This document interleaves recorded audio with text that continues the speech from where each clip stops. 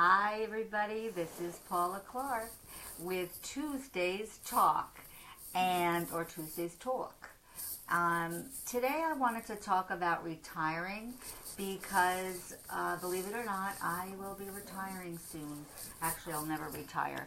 But in terms of home ownership and what you should live in or look to, what type of living arrangement you should look for.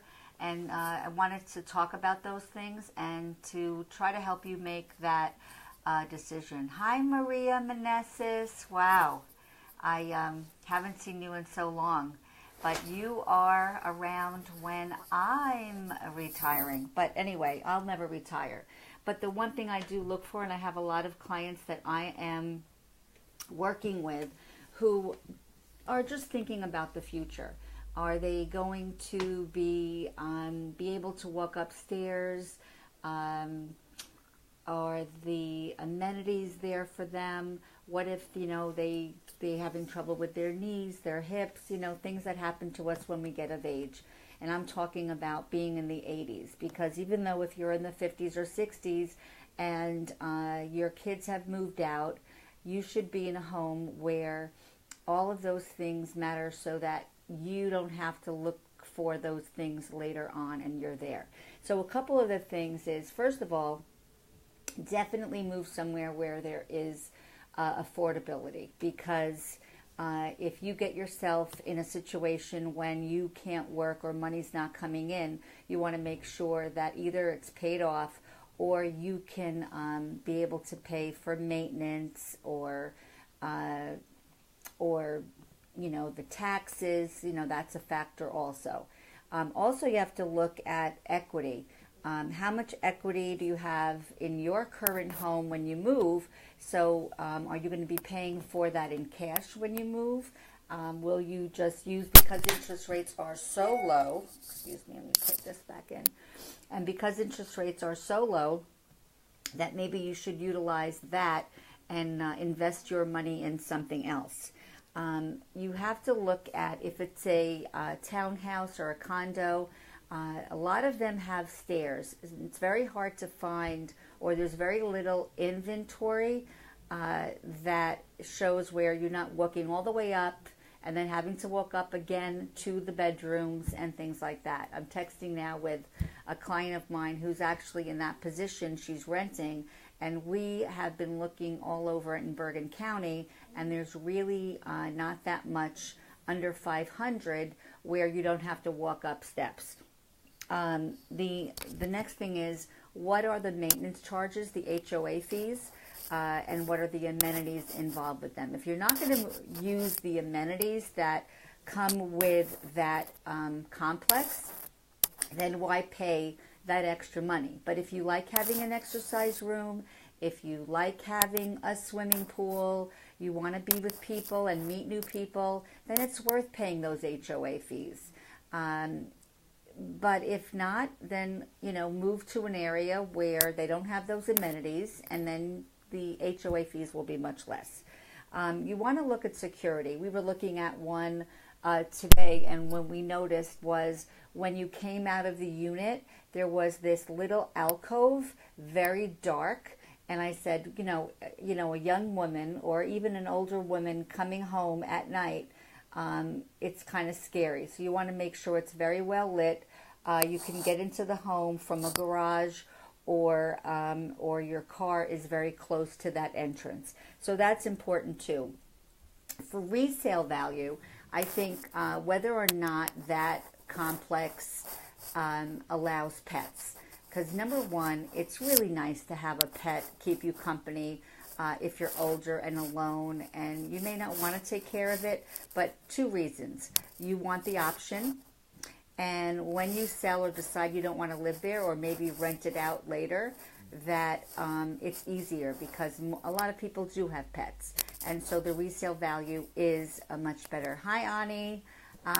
Martha just joined us also, and Michael Field. Thank you so much for joining us. I hope I can add value to you and your clients. So the next thing is mobility.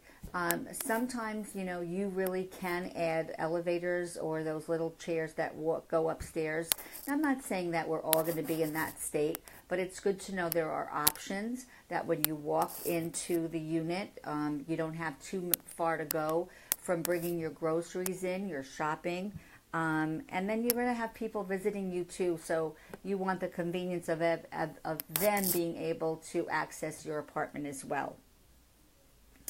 The other thing is convenience. How far is it from the shopping mall?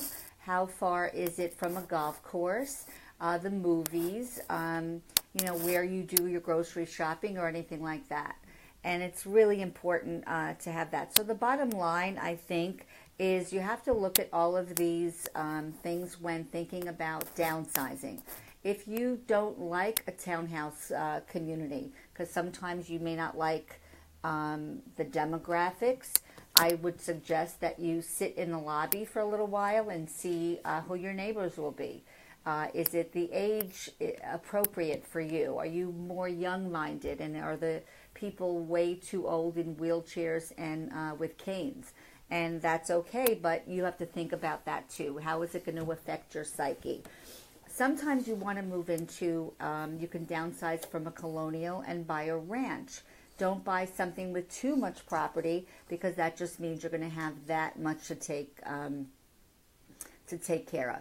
The other thing is, if you do move into a home or whatever you choose, whether it's a townhouse, a condo, or something, or a 55-year and over, make sure that the area is something that will be worth a lot when you decide to sell. So that means, are the schools okay? Because sometimes taxes can be high, but if the schools are good, then look at that. But you don't have to pay school taxes if you don't care about that.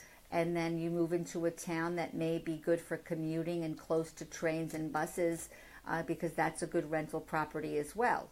So if you decide you don't like living there, then you can rent it out, and that's very good investment for you as well. So if you have any questions about retiring or just downsizing, do me a favor, click below, put your, what your questions are, things that you want to add to this conversation. And if you know of any 55 and over, or not even 55 and over, but townhouse communities within the Bergen County area, even Passaic, where there's not too many steps, and it's a nice area, under 500, please post below, because that would help me find those residential homes for my clients, for those properties.